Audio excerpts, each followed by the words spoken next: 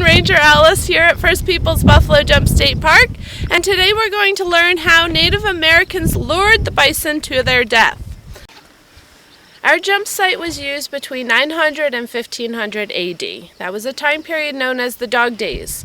It was before Native Americans had acquired the horse in this area. It took a large number of people to pull off a buffalo jump. Sometimes 2 or 3 bands would show up in the area at the same time and set aside any differences they may have to work together. First that needs to happen when they show up in the area is they need to set up camp. And camp is located a number of miles from the actual cliffs of the jump. You don't want them to be too close, but you don't want it to be too far away either. So while women were busy setting up the camp, the men would hold a 4-day ceremony to determine which area along the cliffs they want to use. The buffalo jump here has about almost 3 miles of cliffs in a horseshoe shape. You don't want to run bison off all 3 miles of cliffs because then you're scurrying all over the place to kill off any animals that don't die from the fall. So once that area is determined, they also need to choose a buffalo runner for that year. And the buffalo runner is a young boy between the age of 8 and 16, a very prestigious position within the tribe. Once that buffalo runner had a successful jump, he would then be able to cross into manhood and change his name. So once that buffalo runner was chosen, they then needed to set up drive lanes. And drive lanes are in a V shape or funnel shape and used to channel that herd of bison towards that specific area along the cliffs. Drive lanes are constructed with what was known as cairns, which is a buildup of mud, dung, or rocks to about 5 feet tall. And these cairns can be spaced about 10 feet apart along the 1.5 to 2 mile drive lanes on either side. But they also needed to set up those drive lanes so that it formed an impenetrable barrier. Now you ask, how do you do this with women, children, and elderly and a bunch of pile of rocks? So they had learned that a bison will not try to break through a barrier no matter how flimsy it is if they cannot see through it. So what they do is they use their bodies and they hang hides from their bodies to form that barrier the bison can't see through. Once everything is all set up here and everyone is ready to go, it is then time to bring that bison herd up on top of the jump site. Now how do we do this? Is a bison herd going to actually just follow a young boy up to the top and plummet to their death? No, that boy has to use the one muscle that is larger than a bison, and that is the brain. So that buffalo runner is going to grab a calf hide. He's going to grab 2 of his buddies, known as hazers, and they're going to grab wolf hides. And they're going to go out in search of that bison herd, which could be miles away from the actual jump site. So once they get out there and they actually find a bison herd, they need to then find the lead cow. Most buffalo jumps took place in late fall, early winter. This was a good time of the year. The cows are going to be the fattest. They've been feeding on nice rich prairie grasses all summer. And it's also after the rut. The big bulls are going to be off in their bachelor herds. So the bison herds are matriarchal herds. There's a lead cow who leads that herd to where all the good grazing and all the good watering holes are. So that buffalo runner needs to find that lead cow because he knows once he finds that lead cow, the rest of the herd is going to follow her. So what he's going to do is he's going to put on that calf hide of about a distance of about 40 feet in front of the herd. Bison do not see very well far away.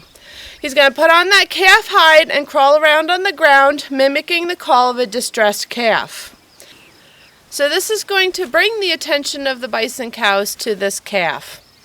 So he's going to focus on one of the cows he thinks may be the lead cow. So he's going to get her attention and then he's going to start moving away. If she goes out towards him and the rest of the herd doesn't follow her, he then knows he does not have the lead cow.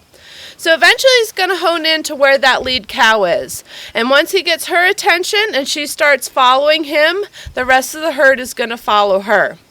Now this is going to take days because this buffalo runner has to keep up the pretense that he's a distressed calf. And he's going to slowly lead that herd across the prairie, up around to the top of the jump site. That buffalo runner is going to start leading them into the drive lanes. The bison are going to start getting a little nervous. There's barriers on either side. But what they see out in front of them is actually wide open prairie, because there's a little hill just below those cliffs that gives that illusion. So it keeps that bison herd running through or traveling through those drive lanes. So when it comes about halfway through the drive lanes, at this point, they want this herd of bison to start stampeding. So what that buffalo runner is going to do is he's going to stand up. He's going to throw off that calf hide, and at that point, he needs to start running for his life towards the cliffs, because that lead cow is going to be very angry at that point.